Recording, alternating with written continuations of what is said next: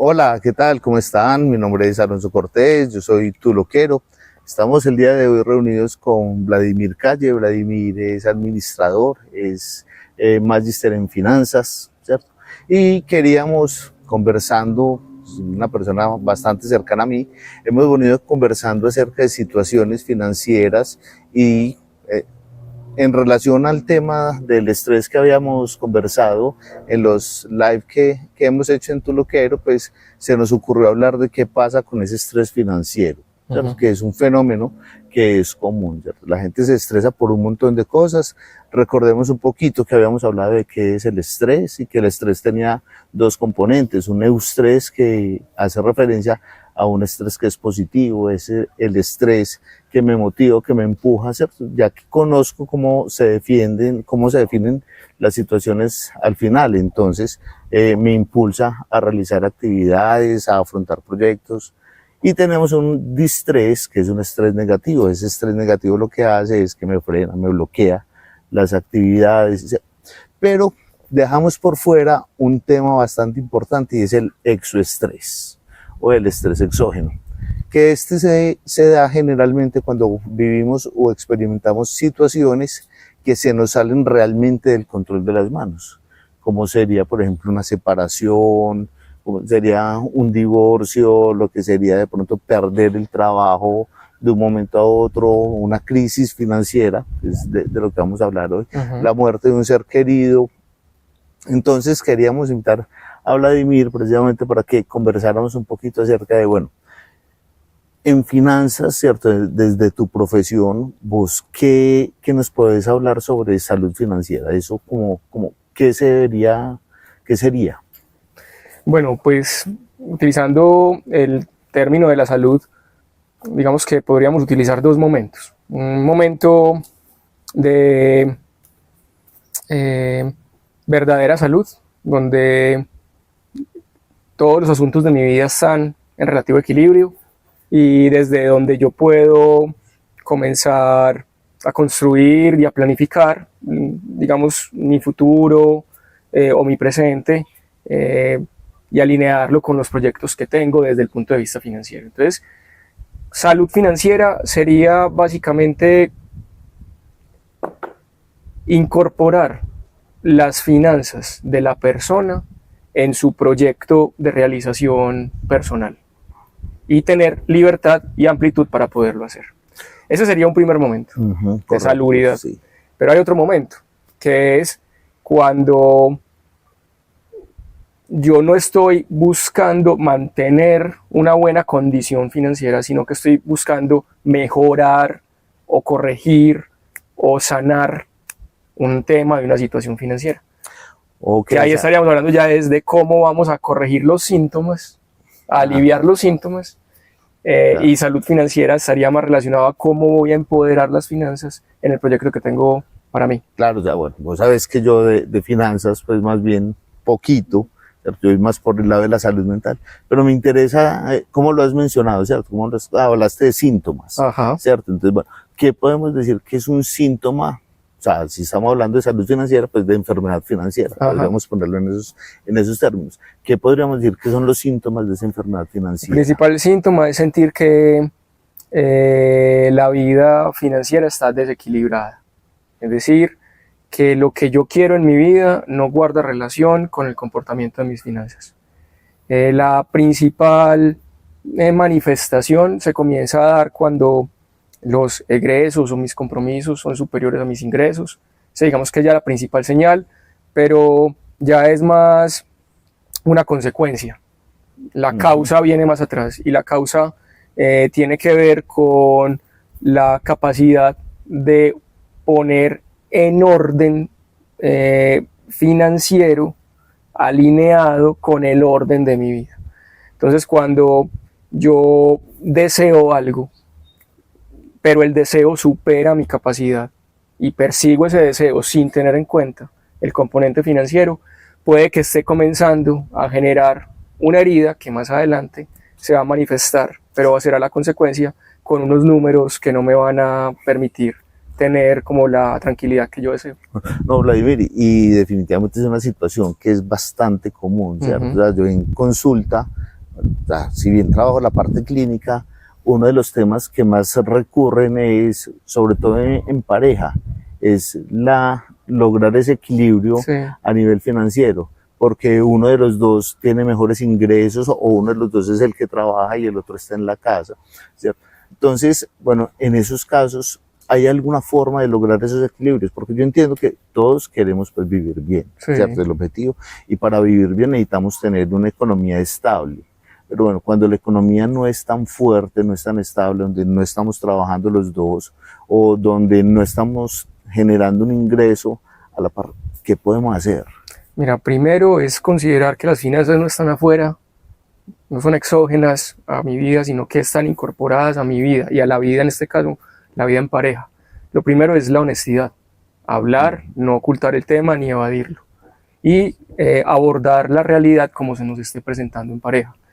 Frente esa realidad puede ser en algunos casos dolorosa o en algunos casos implicar cambios con los que nos sentimos un poquito como no deseamos de pronto realizarlos o enfrentarnos a ellos, pero es el camino, no hay otro. De pronto algunos deseos o algunos compromisos en pareja que se tengan se pueden realizar, pero no ya, se pueden planificar para más adelante. Pero lo primero es abordar el tema con total honestidad, con total transparencia, poniendo en la mesa lo que hay, lo que se arrastra del pasado por alguna otra razón y lo que se quiere en el futuro. Y alinear esos tres tiempos en pareja, con honestidad, es para mí el principal paso para comenzar a sanar esa condición financiera. Súper, ahí me das pie para hablar de algo porque, o sea, teniendo en consideración pues, el asunto de pareja en este caso, ahorita hablaremos de una persona que vive sola, también va a tener dificultades económicas, pero bueno, ¿qué es lo que vive una persona o la pareja, ¿cierto? Dentro de una relación de pareja cuando entramos en una crisis financiera? Pues, lo primero que va a aparecer, como lo mencionaba al principio del video, es el estrés. Sí. ¿Cierto? Y entonces, ¿qué hacemos nosotros con ese estrés? Como les había dicho, si el estrés es manejable, si ya he vivido situaciones parecidas, si tengo claridad en qué es lo que puedo hacer para salir de acá, pues el estrés es un estrés positivo y pues se manejará y desaparecerá, así como la cebra cuando ve el león se estresa, sale corriendo, pero cuando el león ya no está, pues se desestresa y continúa su vida común y corriente. Pero cuando nos metemos en esa bola de nieve, ¿cierto? Donde, compré con la tarjeta de crédito y lo puse a una sola cuota y después el ingreso no fue suficiente y entonces tuve que sacar plata de otro lado para poder pagar acá y entonces ya quedé viendo lo que estoy en la tarjeta más este otro hueco y después no me sigue alcanzando y pues se va volviendo una bola de nieve. El estrés se convierte en un fenómeno que vamos a llamar ansiedad. Sí. Y la ansiedad ya es un tema un poquito más difícil de manejar, porque si bien cuando hablamos de ansiedad estamos hablando de un concepto que está planillado a futuro, es decir, la ansiedad no está en los eventos que tengo hoy, sino en los eventos que van a venir. La ansiedad implica pensar en mañana qué voy a hacer, cómo voy a mercar, si voy a alcanzar a pagar el arriendo, si voy a pagar el colegio de los niños, la matrícula de la universidad, esas cosas son lo que van a generar la ansiedad. Entonces la pregunta es, bueno, ¿qué estrategias tendría una persona, ¿cierto? Cuando se da cuenta que ya se metió en esa bola de nieve, ¿cierto?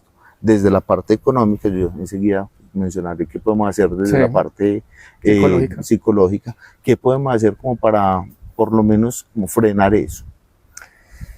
Bueno, lo primero es tomar conciencia de qué fue lo que nos llevó a esa situación.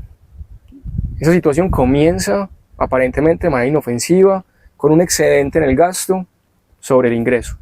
Un excedente que comienza a cubrirse con alguna alternativa, endeudamiento, tarjeta de crédito, otra situación. Lo que no empezamos a visualizar es que ese excedente en el consumo presente comienza a marcarse como un compromiso para el ingreso futuro. Entonces el ingreso futuro no solamente tendrá que ajustarse a mi verdadera capacidad de consumo, sino que tendrá que ajustarse adicional para poder pagar el consumo excedente que traje de mi pasado. Entonces lo primero es considerar y tomar conciencia qué fue lo que me condujo a ese lugar. Dentro de conciencia se dibuja, digamos, un paisaje del que uno empieza a extraer fuentes que originaron la situación, el núcleo del problema. Entonces, para muchas personas, en algunos casos puede deberse a compromisos familiares que son difíciles de llevar solo y que necesariamente necesitan o ameritan una conversación familiar para poderlo equilibrar. En otros casos se puede ver a una persona que está dejándose llevar por la vida social más allá de sus capacidades y está teniendo un nivel de vida que no puede sostener para el nivel de ingresos que genera. Otras personas pueden vivirlo por un imprevisto, un tema de salud que se le presenta y ese imprevisto de salud genera la chispa inicial sobre la cual se va desencadenando la bola de nieve, sobre lo cual hay que intervenir, porque si ya va a ser una condición de salud permanente, tendré que buscar el ajuste en otra de los conceptos que integran los gastos personales para poderlo compensar. Entonces, lo primero, ser consciente de qué fue la situación que me llevó ahí.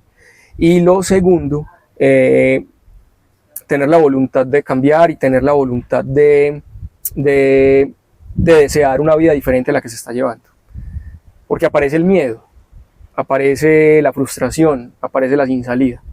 Pero cuando uno mismo tiene la convicción de así ha sido mi vida, pero no quiero que así siga siendo, esa convicción es capaz de enfrentarse a ese miedo, enfrentarse a esa frustración, enfrentarse a esa sin salida.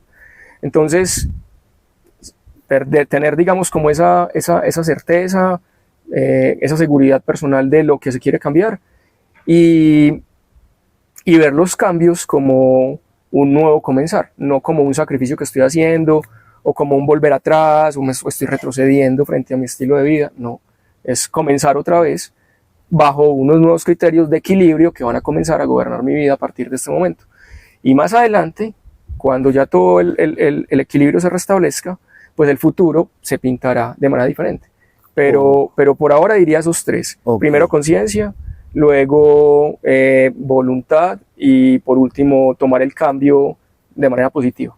Bueno, aquí hay tres cosas que mencionaste que me volaron la mente, pues porque precisamente en un proceso terapéutico, cuando hablamos de finanzas, de estabilidad, pareja, individual, vamos a hablar de eso, y es primero, ¿cierto?, la comunicación, ¿cierto? O sea, ser consciente, abrir mi mente y decírselo al otro, decírmelo a mí mismo: hey, tengo esto, está pasando esta situación, la estoy experimentando de esta manera, ¿cuáles son las alternativas que tengo?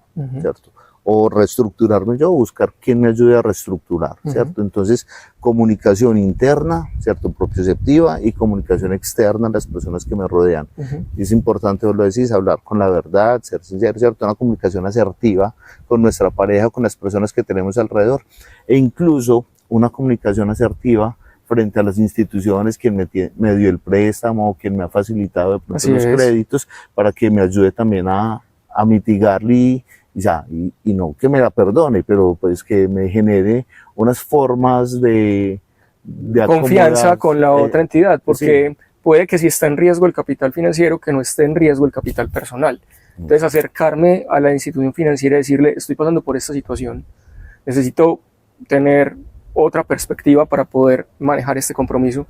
De alguna manera está mandando un mensaje de confianza sobre lo que somos, ¿cierto? Puede que financieramente y los números todavía no me permitan cumplir el compromiso que adquirí de la manera como yo hubiera querido, pero no voy a dejar que eso trascienda como a mi plano personal, y voy a acercarme a la entidad a decir: está pasando esto, no estoy escondiendo nada, no me estoy escondiendo, estoy poniendo las cosas como son, porque soy una persona que cree que es capaz, pero necesita de pronto unos alivios que claro, la condición en la que adquirí el crédito se modificó, tenía un tipo de contrato y ya tengo otro tipo de contrato, cambié de lugar y se redujo el ingreso, ¿cierto? Entonces, bueno. Pero acercarse a la institución financiera es muy buena señal. Entonces, bacanísimo. Incrementar la comunicación intrapersonal conmigo mismo, o sea, tomar conciencia de qué estoy haciendo, cómo lo estoy haciendo, comunicarme con mi pareja, explicarle qué es lo que estamos viviendo, mi perspectiva, escuchar su perspectiva también, porque esto es de doble vía en una relación de pareja, y hablar con la institución, ¿cierto? Con la entidad que me, si es que hay alguna entidad pues ahí relacionada, ¿cierto? Que generalmente lo hay. La otra cosa que mencionaste, ¿cierto? Que también me llamó la atención, es cuando empezamos a incrementar esas deudas, ¿cierto? Por lo social. Porque es que a fulanito compré el último modelo y yo no quiero cocinar, sino que quiero todo comprarlo afuera, entonces todos restaurantes o domicilios. O me da pereza organizar la casa, entonces busco una señora que vaya y me organice, entonces voy, ¿cierto? Entonces, bueno, mencionaba eso porque nosotros creemos, no, el ser humano es un ser que está en falta, ¿cierto? Eso yo lo tengo clarísimo. Hay un dato curioso ahí que más adelante les va a aparecer, es un libro que estoy escribiendo, cuando lo tengamos full, vamos a hacer el comentario y la ceñita para que empiecen a buscarlo, y es ¿Quién mordió mi dona? ¿Cierto? ¿Quién mordió mi rosquilla? Todavía no está definido el título, y habla precisamente del vacío, ¿cierto? Y es que todos los seres humanos vivimos en vacío, o sea, tenemos un vacío, un huequito en el medio, somos como una llanta, ¿cierto? Entonces, ¿qué pasa? Si yo te digo, hey, describirme una llanta, ¿vos qué vas a decir? Es redonda, es de caucho, gira, tiene estrías, ¿cierto? Pero la característica principal de esa llanta es que tiene un hueco en el medio. Sin ese hueco, esa llanta no puede ser llanta. ¿Cierto? Entonces, los seres humanos somos sujetos que tenemos un montón de características, de habilidades, de comportamientos, pero tenemos una sensación de vacío. Nos falta algo. Y todo el tiempo estamos corriendo en qué me falta, ¿cierto? Entonces a alguno le falta plata para poder salir a rumbear el fin de semana, a otro le falta plata para poder estudiar, otro plata para viajar, ¿cierto? O sea, no solamente plata, pero nos faltan un montón de cosas.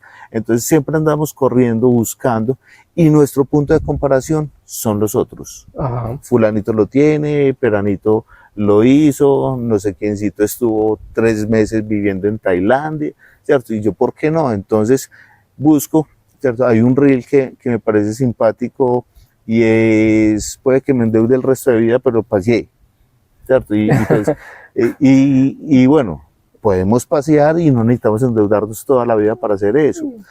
Hay un asunto que tiene que ver con el ahorro, ¿cierto? Ya vamos a hablar de cómo podemos generar estrategias de ahorro, porque he encontrado un montón de gente que me dice, no, Alos, es que ahorrar es muy difícil, es que el salario me llega y se va íntegro, ¿cierto? El meme de hoy estamos a 2 de agosto, por decir alguna cosa, no estamos a 2 de agosto, estamos a 2 de agosto y ponen el meme, tengo suficiente dinero para vivir el resto de mi vida si me muriera mañana, ¿cierto? Pues entonces lo toman como manera existe, pero es una realidad. O sea, nos gastamos la plata inmediatamente, ¿cierto? Las quincenas, que deberían ser 15 días, nos duran 2 días, ¿cierto? Y si es fin de semana, menos. Así es. ¿Cierto? Entonces, bueno, hablemos un poquito de qué es el ahorro, cómo podemos empezar a generar estructuras de ahorro. Muy bien, Loncho. Digamos que el ahorro es todo lo contrario al efecto de la tarjeta de crédito. Así como la tarjeta de crédito lo que hace es pagar en el presente excesos de consumo del pasado, el ahorro lo que hace es consumir en el presente una menor proporción de lo que ingresa, y ese excedente que me queda es un consumo mayor que puedo hacer en el futuro. O sea, el ahorro se convierte en una semilla que me permite recoger de ella fruto en el futuro. Y el exceso de consumo o el endeudamiento se convierte en un precio que tengo que pagar en el presente por un exceso de consumo que tuve en el pasado.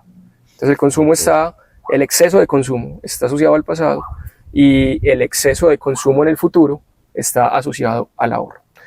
Es cierto que para muchas personas, y pues sobre todo por las diferentes realidades que todos atravesamos, el ahorro se constituye en un ideal o en una meta para muchos inalcanzable.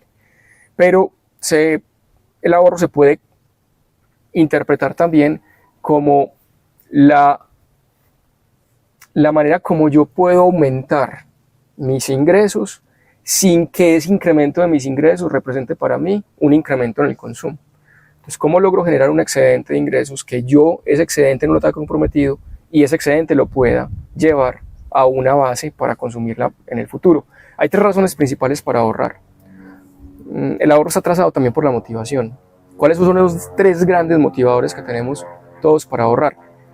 Está la protección frente a una calamidad, ¿cierto? Tener un excedente por si ocurre alguna calamidad. Lo segundo, tener un capital para aprovechar alguna oportunidad de inversión. Entonces tengo un capital recogido y hay algo que yo deseo que entra dentro de mi categoría de oportunidad de inversión, puedo aprovecharlo. Tengo movilidad para invertir. Y el tercer elemento está en la capacidad de comprar un activo de mayor valor, que en digamos, en nuestra cultura está muy asociado al ahorro que hacemos para poder comprar o tener la cuota inicial para el carro, o tener la cuota inicial para la casa, o tener la cuota inicial para un activo de un valor significativo. Entonces son los 3 principales grandes motivadores. ¿Por qué es importante la motivación? Porque el consumo, así como el ahorro está atravesado por la motivación, el consumo está atravesado por la impaciencia. Si la motivación es más grande que la impaciencia, yo puedo restringir mi consumo y generar el excedente para poder guardarlo para el futuro. Pero si mi deseo, mi impaciencia supera mi motivación, yo no me veo motivado a dejar de consumir en el presente, porque lo que tengo, dejar de consumir en el presente para ahorrar, porque lo que se me está presentando en el presente es maravilloso, ¿cierto? Claro. La impaciencia de la persona que pasa por la vitrina y dice, wow, lo tengo que tener porque lo van a llevar, ¿cierto? Si no lo compro yo, vuelvo a pasar y no está. Entonces esa impaciencia, esa sensación de impaciencia compite contra el ahorro. Esto tiene mucho que ver con el autocontrol, con la capacidad de controlarme. Hay un experimento hermoso que hacen con niños, no recuerdo ese nombre. El del masmelo. Ajá, el del masmelo, sí. ¿Cierto? Que tú te puedes comer un masmelo ya o puedes esperar una hora y vas a tener 2 masmelos. Así es. ¿Cierto? ¿Y qué pasa con ese niño que es impulsivo y pues apenas sale el entrevistador, pum, se come el masmelo y el otro el que empieza a picarlo de a poquitos hasta que olerlo. Sí, olerlo. Es interesante. Entonces el autocontrol es otro factor que tenemos que tener en cuenta. Y mira que está atravesando el consumo excesivo que me puede llevar a endeudarme, o el ahorro que puede ayudar a apalancarme en el futuro. Claro, entonces bueno, ya tenemos varios elementos clave, ¿cierto? Pues el ahorro, ¿cierto? Autocontrol, la motivación, que es relativamente no, que es muy importante en este asunto. Y habías hablado pues de lo de la deuda, de entrar en créditos, en préstamos, ¿cierto? No sé si te estoy entendiendo bien, pero ¿cuál es la opinión que tienen los financieros frente al crédito, frente al préstamo, frente a la tarjeta de crédito? ¿Es sano tenerla? ¿No es sano tenerla? ¿Hay que aprender a administrarla de una forma? O sea, vamos a hacer un curso especializado de Harvard para manejar tarjeta de crédito. ¿Qué? O sea, ¿cuál es el secreto para uno manejar este tipo de fenómenos? Mira, ahí en la tarjeta de crédito aparecen varios conceptos. Hay un concepto inicial que está asociado al bien que estoy adquiriendo. Este concepto lo que dice es que si el bien que estoy adquiriendo es de corto plazo, o se consume en el corto plazo, debería ser financiado con fuentes o con ingresos de corto plazo. Si es un bien que va a perdurar en el tiempo, puede ser financiado con fuentes de largo plazo. Entonces, bienes que se consumen de manera inmediata, como una comida, como una actividad recreativa, o bienes de ese estilo, deberían estar financiados con fuentes de ingresos de corto plazo, o sea, fuentes permanentes de ingresos. Yo no debería financiar la cena de hoy pasando la tarjeta de crédito a 12 cuotas. De pronto la puedo hacer a una, ¿cierto? Porque es una experiencia que se va en el corto plazo. Pero si, digamos, la persona para trabajar necesita, no sé, un computador, y el computador es su fuente de ingresos, utilizar la tarjeta de crédito, si la va a financiar con ella, pues un buen plazo de tiempo pueden ser 36 meses, porque el computador se espera que dure aproximadamente ese tiempo. Entonces, lo primero con la tarjeta de crédito es saber durante cuánto tiempo voy a disfrutar de ese bien. Y ese tiempo del disfrute de ese bien debería ser la periodicidad del bien, del tiempo al que yo difiero la cuota. El segundo elemento está en el costo financiero de la tarjeta de crédito. El costo financiero es alto, es una tasa relativamente alta en el marco de todos los créditos que se establecen en el sistema financiero. La pregunta es si estoy dispuesto a asumir el costo con el beneficio que el bien me trae. ¿Por qué es importante tener en cuenta eso? Porque si es una compra impulsiva, puede ser que el beneficio sea de corto plazo y que yo me esté metiendo en una deuda de largo plazo por un beneficio que en el corto plazo va a desvanecerse. Claro. Y aunque yo tenga como pagarlo a largo plazo, va a ser un estrés, ¿cierto? Claro, es un malestar. Y no solamente el malestar, financieramente lo que te va a generar es, te va a limitar la disposición de tu ingreso, porque en el futuro vas a recibir un ingreso que ya está en parte comprometido. Entonces, si no tienes esa deuda, tu ingreso está libre en el futuro para ti, no está comprometido por una decisión que tomaste hoy. Entonces, eso frente a la tarjeta de crédito. Pero frente al resto del endeudamiento, el endeudamiento desde finanzas se ve como una gran oportunidad siempre y cuando la persona sepa qué quiere hacer y sepa para qué lo quiere hacer. Entonces resulta que si la persona tiene un proyecto personal que cree que le va a generar unos niveles de ingresos adicionales y que ese ingreso adicional supera el costo del crédito, el crédito se está volviendo en un apalancador.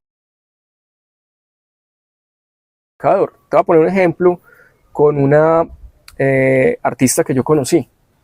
Ella trabajaba con violines y quería comprarse un violín.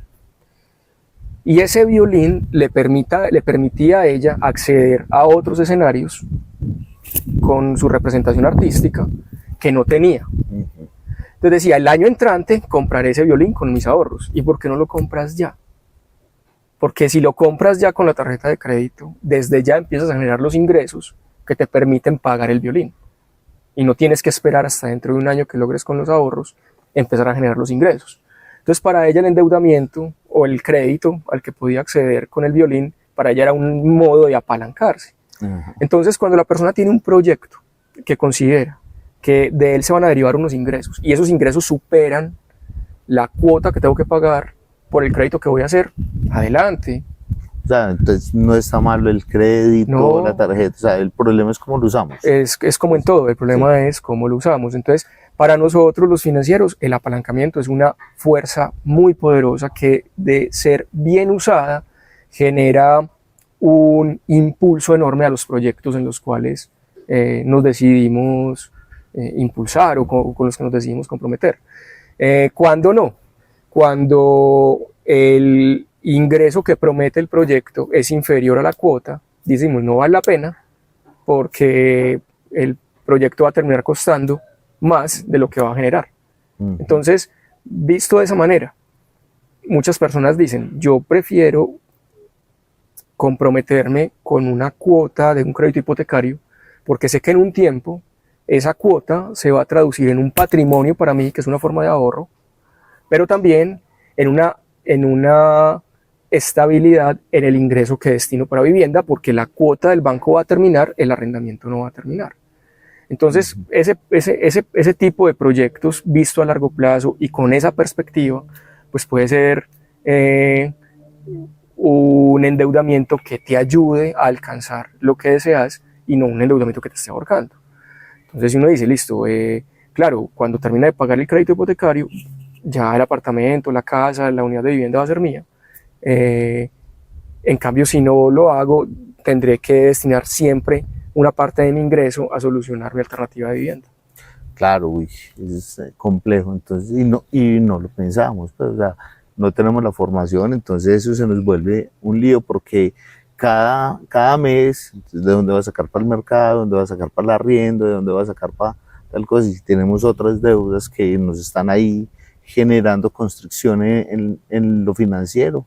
Entonces, tiene que incrementar. Y porque hay un concepto que está muy ligado en nuestra cultura, el endeudamiento. Y nosotros asociamos endeudamiento con gasto o consumo. No asociamos endeudamiento con inversión. Ay. Entonces, si pudiéramos darle la vuelta al concepto de endeudamiento, usted tiene un cupo. ¿Para qué quiere utilizar ese cupo? para consumírselo y gastárselo en algo que puede que en el tiempo no dure o cuya satisfacción se desvanezca muy rápido, o lo quiere utilizar para algo que le genere a usted más ingresos y que esos ingresos le permitan pagar el crédito que esté haciendo, y si son buenos, que le permitan a usted hacer el ahorro que hoy considera que no le puede, que no le alcanza para hacer. O sea, pues yo puedo coger la tarjeta de crédito y sacar, no sé, el cupo que tengo para comprar una acción y que esa acción reditúe sobre... O puede decirle al banco, no me dé el cupo en tarjeta, deme el cupo en otro tipo de inversión. ¿Cierto? Entonces, al cupo que usted me está dando para la tarjeta, 100 pesos, 100% de lo que me den, deme un cupo para otra alternativa, no de 100, deme un cupo de 60. Yo le cambio el cupo, porque si me lo dejan en la tarjeta de crédito, me lo deja una tasa muy cara y me lo deja solamente para alternativas de consumo y gasto. En cambio, si me traslada el cupo a otro tipo de bienes, no me traslada los 100, trasládeme 60. Yo con esos 60 para hacer una inversión, ese crédito es un poquito más barato, pero está enfocado a que sobre esa inversión yo genere un ingreso que me permita pagar el crédito y ojalá se convierta en una plataforma de ahorro para poder disponer de más recursos en el futuro.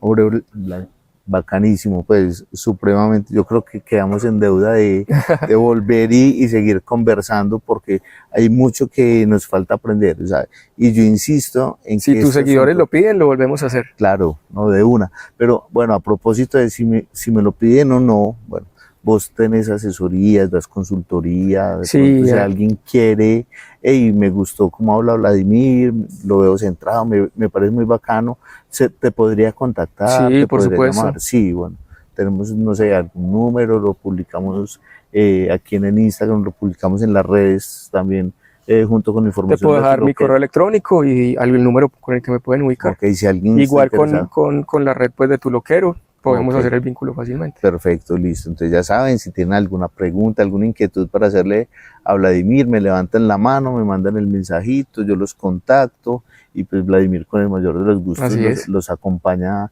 en procesos de asesoría y consultoría financiera. Es que para eso lo tenemos. Así es, Alonso. Y si me permites un último comentario. Sí, dale. Las finanzas son básicamente dos conceptos grandes, ingresos y egresos. Nos concentramos mucho en los egresos, ¿cierto? Nos concentramos, somos expertos ahí.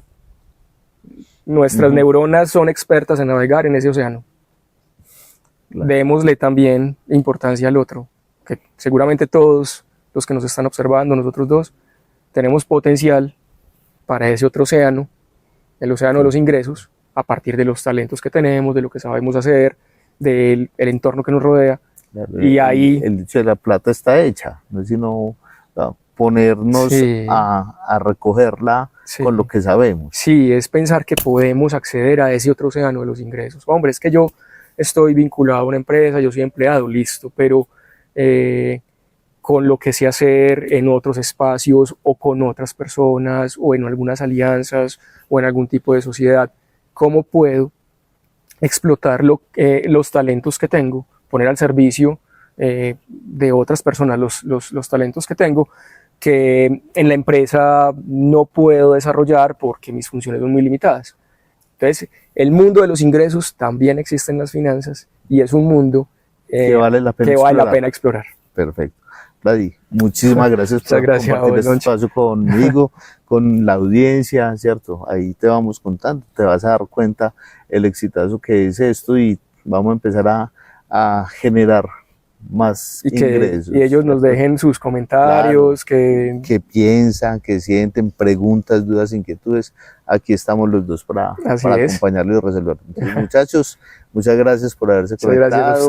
Qué chévere que nos hayan acompañado y hasta una próxima. Recuerden que Tu Loquero va a tener muchas sorpresas próximamente. Ya venimos con la página al 100, venimos con asesoría psicológica por teleconsulta. Recuerden, ahí tenemos los datos para agendar las citas, para pedir la asesoría, para pedir la información. Vamos a traer otros eventos, otros invitados, otros temas interesantes. Entonces no se desconecten, síganos entonces en Instagram en Tu Loquero. Ya estamos en Trends también, ¿cierto? Estamos en Facebook. Así que busquen tuloquero.com y nos van a encontrar facilito. Recuerden, El Cerebrito y Tu Loquero. Ahí estamos. Un abrazo a todos. Gracias. Hasta luego, gracias.